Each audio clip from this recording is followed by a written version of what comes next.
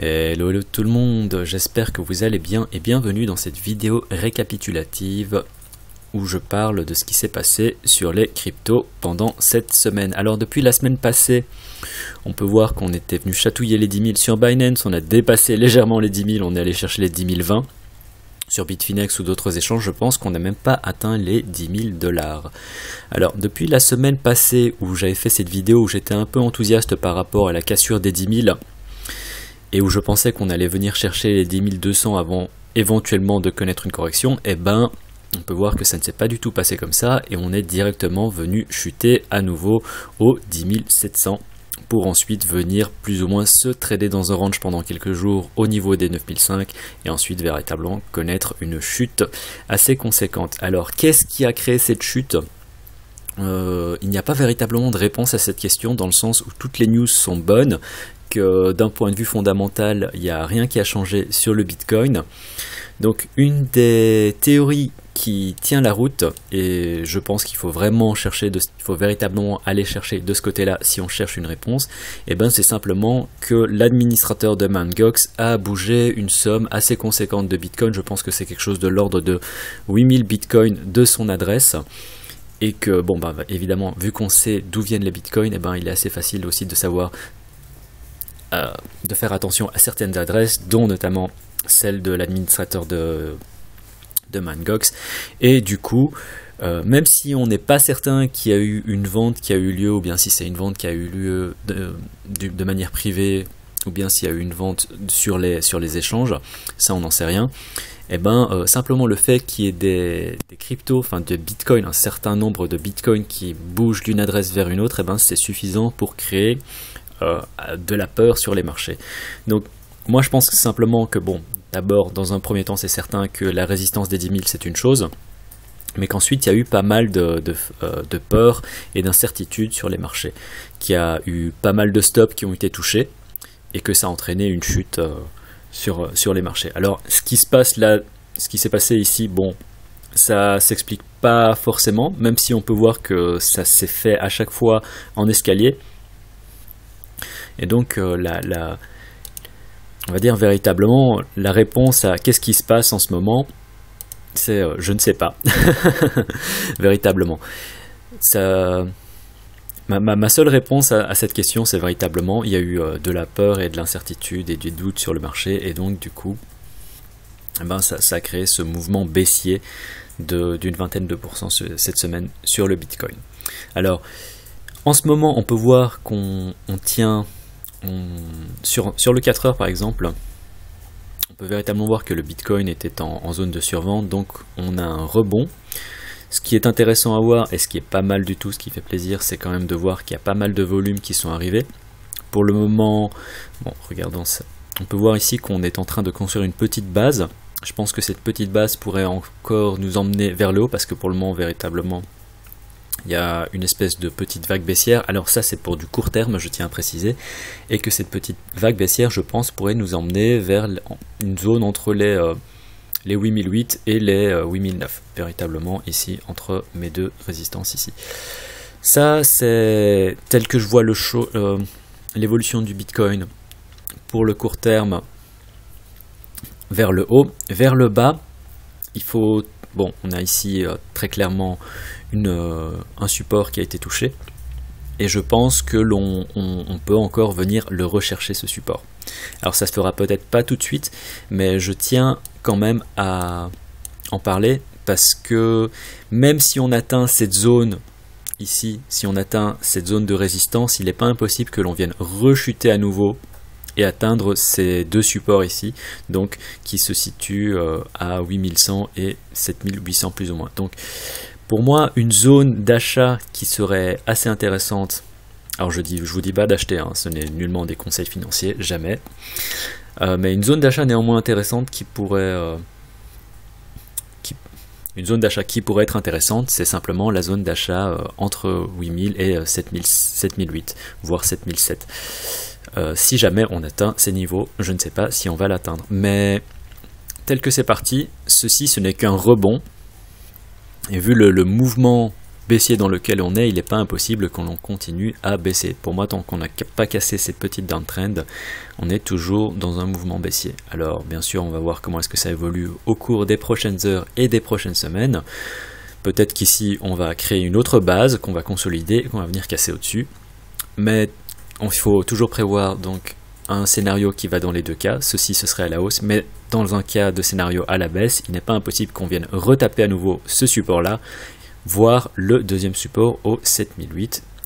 Et comme j'ai dit, pour moi, une zone d'achat intéressante, ce serait éventuellement celle-ci. Donc, ce qui serait véritablement bearish. Alors, est-ce que je suis bearish? Non, je ne suis pas bearish pour le moment. Ce qui serait véritablement bearish, par contre, c'est qu'on vienne casser cette résistance ici au 7008, voire, pour être un peu plus large, qu'on descende en dessous des 7005. C'est-à-dire que Bitcoin, à l'époque où il avait démarré ici, le 12 avril, il avait connu une forte hausse, il a créé une mini-base, une micro-base ici, et on n'est jamais descendu en dessous de cette micro-base. Donc ici, c'était les 7500, véritablement. On n'est jamais venu redescendre en dessous des 7500. On a connu pas mal d'actions, avec plus ou moins de volatilité ici. Globalement, si on regarde sur le daily, eh ben, on verra pas une grosse volatilité. Les prix ont oscillé entre 7008 et 8000. Et ensuite, on a connu une hausse. Donc, pour moi, ceci, c'est normalement véritablement une zone à ne pas casser, et j'espère qu'on ne la cassera pas. Et si on vient casser en dessous, et ben là véritablement il faudra faire attention, et je pense qu'un retest de cette résistance oblique ici, de ce support oblique pardon, et ben n'est pas à exclure, et un Bitcoin au 7000 ce serait pas impossible. Bien sûr, tout ceci, je ne dis pas que ça va se passer, c'est simplement pour le cas où eh ben on vient descendre plus bas. Mais comme toujours, on n'en est pas là du tout. Regardons tout d'abord ce qui va se passer dans les prochains jours, et puis je vous ferai encore un débrief la semaine prochaine. Mais pour le court terme, pour moi, on va venir chercher la zone des, je dirais 8008, tout simplement, pour faire une moyenne. Je pense qu'on va venir taper au 8800. Qu'une rechute, tant qu'on n'a pas cassé cette résistance ici, est toujours possible. Donc regardez toujours cette zone de support ici sur le Bitcoin. Donc voilà, ça c'était pour le Bitcoin. Je vais parler vite fait de l'Ethereum et du Litecoin. Mais honnêtement, ce qui se passe ici, les volumes qui arrivent, alors si on regarde le 4 heures, ici c'est une nouvelle barre, donc ça fait deux barres vertes qui se succéderaient, ce serait quand même assez intéressant sur le Bitcoin. Ici je suis sur le 4 heures.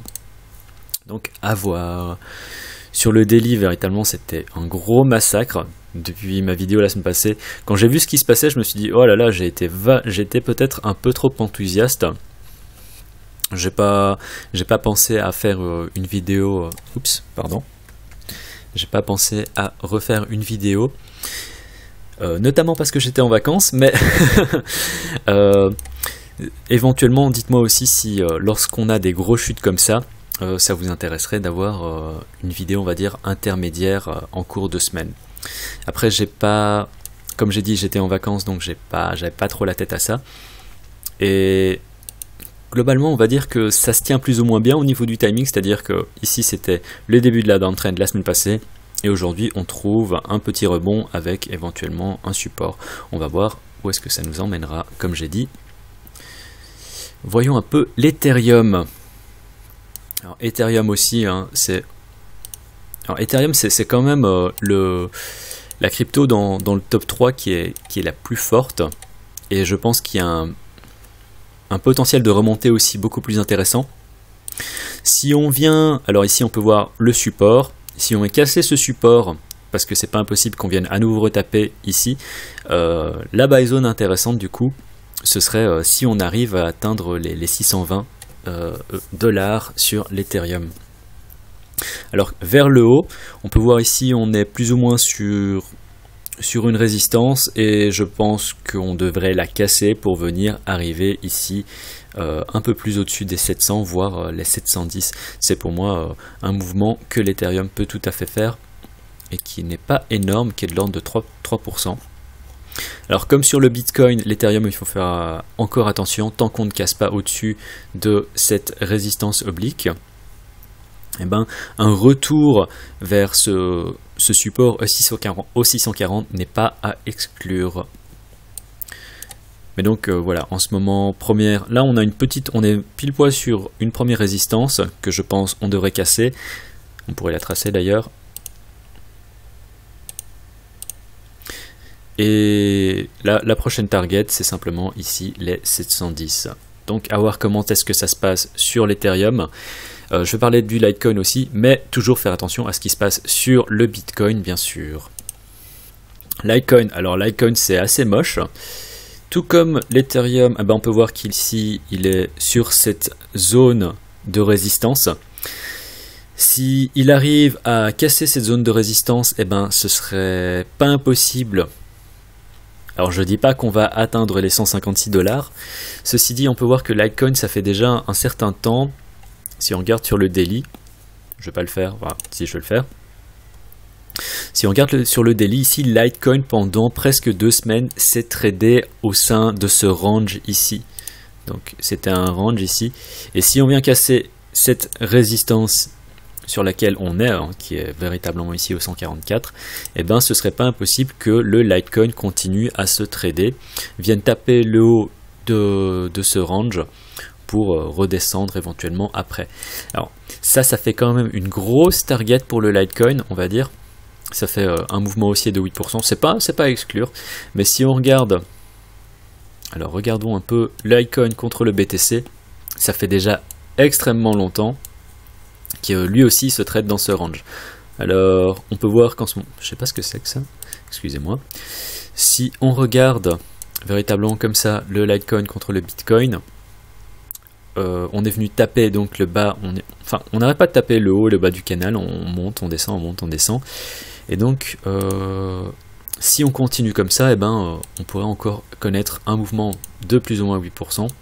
Et du coup, en fait, ouais, ça se tiendrait assez bien avec le haut, avec cette résistance ici. Donc Litecoin, moi je ne pense pas qu'il vienne surperformer le Bitcoin en ce moment. On va dire que le Bitcoin c'est véritablement ce qui reste à surveiller. Mais si on casse la résistance ici, une arrivée peut-être, je pense que les 150 ce sera une première target. Et éventuellement si on continue à monter, les 156, mais toujours faire attention à ce range ici. Donc il y a une grosse résistance, on a eu énormément de mal à la casser, et quand on est venu passer au-dessus, on peut voir que ça n'a pas forcément duré très longtemps et qu'on est vite venu rechuter en dessous. Donc en ce qui concerne les supports, on peut voir on a un bon support ici, et le deuxième support serait plus ou moins au 125. Donc moi Litecoin ça fait pas partie des cryptos sur lesquels, bon j'ai pris une position à un moment, je vous avoue, quand on est venu casser ici, mais je me suis fait sortir, j'ai eu mon stop qui a été touché. En ce moment, c'est pas véritablement la crypto sur laquelle je suis le plus bullish. Mais donc voilà, je sais qu'il y en a certains qui aiment toujours le Litecoin et qui veulent que j'en parle. Donc voilà. J'ai parlé du Litecoin contre le BTC, parlons un peu de l'Ethereum contre le BTC. Toujours très très bon, donc l'Ethereum contre le BTC. Ceci dit, il faut faire attention. Si on regarde sur le daily, je suis désolé, ça part dans tous les sens, mais grave. Si on regarde sur le daily, voilà, je suis en weekly même là, pardon. Je suis même en hebdomadaire. Je parlais un peu après d'une crypto en hebdomadaire. Si on regarde donc l'Ethereum contre le Bitcoin sur le daily, sur le journalier, le RSI est quand même, on est repassé un peu en dessous, ça a permis de calmer un peu les choses. Tant qu'on reste au-dessus de la moyenne exponentielle à 10, je pense qu'il n'y a pas trop de soucis. Il y a pas mal d'incertitudes ici, on va dire, au niveau du marché. On peut voir que ça, c'est des toutes petites barres, l'air de rien. Mais je tiens quand même à souligner que peut-être le RSI est en train de se calmer et qu'on pourrait connaître une pause sur l'Ethereum. Donc ça, c'était quand même assez important pour être mentionné. Parlons ensuite de certains altcoins. Alors, le premier altcoin, il s'agit de VeChain. Alors là, je suis en daily. Pourquoi j'en parle? Parce que ça fait partie de ces cryptos avec, je sais plus, il y avait une autre crypto, je crois que c'était ZIL peut-être, qui avait réussi à bien tenir le coup lorsque Bitcoin était en train de chuter. Et voilà, c'est ça. Zilliqa et VeChain, ça faisait partie des deux cryptos qui avaient bien tenu le coup lorsque le Bitcoin avait commencé à entamer sa descente. C'est-à-dire que pas mal d'altcoins avaient connu des chutes vraiment beaucoup plus conséquentes. Et VeChain, je pense, si on regarde ici, bon, ça doit quand même être assez conséquent, une quinzaine de pourcents. Mais on peut voir que depuis, il n'a pas chuté plus bas. Et surtout, il a fait des plus bas qui sont un peu plus hauts. Et ce que je voudrais voir, c'est éventuellement qu'on le voit casser au-dessus de la zone des, mettons un peu plus large, des 58 000. Ça, ce serait pas mal sur VeChain. Donc VeChain à surveiller tout simplement. Je vous conseille pas de prendre position parce qu'il n'y a encore aucune confirmation à ce niveau-là. Mais gardez ça à l'œil cette semaine. Arc, ça fait partie des cryptos véritablement à surveiller aussi parce que si on regarde, on peut regarder ça sur le weekly. Voilà, c'est ça que je disais. Qu'il y avait une crypto qui avait quelque chose d'intéressant sur l'hebdomadaire, c'était Arc. On peut voir qu'il y a ce gigantesque triangle symétrique qui est en train de se former et qu'une cassure vers le haut pourrait être quelque chose d'assez positif. Alors, une cassure vers le haut, ça pourrait ça sera indicateur d'un mouvement haussier. Jusqu'où est-ce qu'on pourrait aller, je ne sais pas, mais on va dire qu'une target plausible en premier lieu, ce serait véritablement ici les 60 000.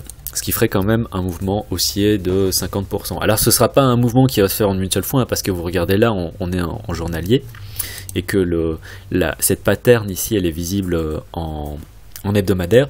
Donc ça se fera très certainement assez lentement. Mais ça devrait se faire quand même. Donc gardez Arc à l'œil parce que je pense aussi véritablement ici on peut voir le resserrement des prix qui est assez intéressant. Et je ne pense pas, vu l'état du marché, qu'on devrait venir chuter vers le bas. Ceci dit, ce n'est jamais à exclure, mais je ne pense pas. Qui plus est, Arc, ça fait partie de ces projets qui sont véritablement intéressants et je ne pense pas que ça devrait venir chuter. Mais comme toujours attendre une confirmation, éventuellement une cassure, une montée des prix au-dessus des 41-42 000, ça pourrait être... moi je mettrais véritablement un ordre d'achat aux 42 000. ICX, j'en parle parce que on a quand même connu une jolie... un joli support, c'est-à-dire que ICX on avait connu une montée, ça faisait déjà quelques semaines qu'on n'avait plus grand chose d'intéressant, plus forcément d'actions intéressantes, mais si on regarde, ici on a connu un très fort support, donc avec la chute du Bitcoin, pas mal d'alt ont commencé à chuter, et Icon, du coup ici on peut voir que, alors que beaucoup de cryptos ont continué à chuter ici, eh ben, Icon a connu... une arrivée assez massive de volume, une remontée des prix, une petite chute, mais avec une chute comme toujours. Donc ici c'est clair, on peut voir qu'on a un bottom qui est plus haut que le précédent et on continue à tenir ces niveaux, on continue à avoir des bottoms qui sont de plus en plus hauts. Donc Icon aussi à surveiller, pas forcément... non plus de conseils d'achat, mais toujours à surveiller. Si on arrive à casser au-dessus de cette résistance, ici aux 48 000, eh ben, ça pourrait être intéressant aussi, Icon.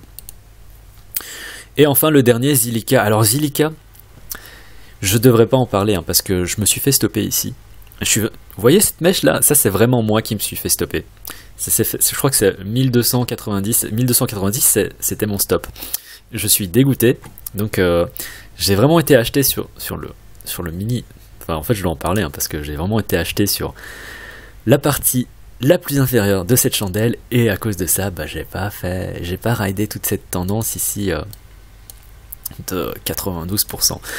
Donc voilà, ça fait partie des choses qui arrivent malheureusement. J'ai pas repris position, notamment parce que comme j'ai dit j'étais en vacances et que j'avais autre chose à faire. Mais donc malgré la grosse hausse que Zilliqa a connue depuis samedi passé, depuis la semaine passée, il y a une correction qui a eu lieu, qui est pas négligeable, hein. Donc c'était une correction de l'ordre d'une 32%, correction plus que saine, Et depuis, on peut voir qu'on est en train de trader véritablement au sein de ce triangle symétrique. Il y a à nouveau un resserrement des prix. Donc une cassure vers le haut pourrait être aussi très intéressante sur Zilliqa. Alors là, tel que c'est parti, on peut voir que ça n'a pas l'air de vouloir. C'est pas impossible qu'on vienne retaper ce support. Ce support, ça pourrait éventuellement, en fonction du moment où est-ce qu'on vient taper dessus, ça pourrait éventuellement être un point d'entrée. À vous de voir selon votre profil de trader ou d'investissement. Bien sûr, tout ceci, comme je l'ai déjà dit, ce ne sont nullement des conseils financiers, simplement mon avis personnel. Je dis peut-être n'importe quoi, comme je l'ai dit la semaine passée sur le Bitcoin, et c'est 10 000 $. Donc voilà, c'est tout pour aujourd'hui. C'est tout pour l'analyse de la semaine. Si vous avez aimé cette vidéo, n'hésitez pas à me mettre un pouce en l'air. Si vous avez des questions, mettez-moi ça dans les commentaires. Et s'il y a des cryptos que vous voulez que je regarde, mettez-moi ça aussi dans les commentaires. Voilà, c'était tout pour aujourd'hui. Presque tchuss, en fait. Non, non, pas en fait, tout à fait. C'est vrai que quelqu'un m'avait demandé de parler de Extrabyte dans les commentaires. Alors Extrabyte, je vais en parler vite fait en 2 secondes. Généralement, ça fait partie, bon, on peut voir ici, le volume total qui a été échangé sur cette crypto est de 56 000 $. Je trouve que c'est un volume véritablement faible, donc je ne touche pas à ça. Peut-être que d'un point de vue fondamental, Extrabyte, c'est véritablement génial. Ceci dit, je ne connais pas la crypto. Si c'est bien d'un point de vue fondamental, et bien véritablement, celui ou celle qui m'a posé la question, mettez-moi ça dans les commentaires, expliquez-moi un peu de quoi il en retourne. En attendant, je ne vais pas me renseigner dessus. Il y a véritablement très peu de volume. Ça se trade sur des échanges, bon ça se trade sur Cryptopia bien sûr, mais ça se trade sur des échanges qui sont pas forcément, d'ailleurs la plupart on peut voir du volume vient de Cryptopia, mais ça fait pas partie des cryptos que je recommanderais d'acheter ou de trader en raison de 1 du volume, du fait que la plupart du volume d'échange aussi se fait seulement sur un seul échange, ce qui est vraiment dangereux. Et on peut voir ici, alors et vu que c'est pas sur Binance, ben je peux pas le voir sur TradingView. Mais rien qu'à voir ici la gueule de ce graphique, eh ben je peux dire que il n'y a rien à voir sur Extrabyte. Il n'y a rien à acheter, il n'y a pas de quoi prendre position là-dessus. Si tu hold cette position, on va dire depuis là, bah oui, ne coupe pas ta position parce que là on est véritablement au plus bas déjà. Une chute, bien sûr, encore plus bas n'est pas à exclure, mais on est déjà sur des niveaux tellement bas qu'autant continuer à holder pendant je sais pas le temps qu'il faut jusqu'à ce qu'on connaisse une remontée. Donc voilà, ça c'était pour Extrabyte. Ça fait partie des choses que je ne touche pas tout simplement et que je ne conseillerais pas d'acheter. Parmi les trucs par contre qui sont en dehors du top 1000, il y a une crypto sur laquelle je pense investir. Et ben, je vous partage simplement de quoi il s'agit. Il s'agit de PundiX en anglais. C'est un projet véritablement intéressant. J'ai pas eu le temps encore de véritablement chercher en profondeur. J'ai simplement regardé une vidéo sur YouTube qui me paraissait assez intéressant. Et si on regarde aussi l'évolution des prix, j'en ai entendu parler. Je crois que c'était ici. Je sais plus. C'était un peu avant. Non, ouais, ça devait être aux alentours d'ici. Et je me suis dit, bah non, je vais pas acheter, je connais pas ce truc. Évidemment, grosse base qui s'est formée. Montée véritablement conséquente, presque 100%. En ce moment, on est en petite correction. Et bon, j'ai pas le chart, mais globalement, rien qu'en voyant ça, je me dis que c'est pas mal du tout. Surtout que d'un point de vue fondamental, ça a l'air véritablement intéressant. Je vous conseille de regarder PundiX et donc de taper ça sur YouTube si jamais vous êtes intéressé. Mais c'était, enfin, on va dire que c'était simplement la petite parenthèse et la petite réponse à Extrabyte. Donc Extrabyte, je ne touche pas. PundiX, je commence à y réfléchir. Donc voilà, c'était tout pour cette vidéo hebdomadaire. Comme toujours, pouce en l'air, questions dans les commentaires, remarques sur les cryptos si vous en avez. C'était le cryptographe. Tchuss!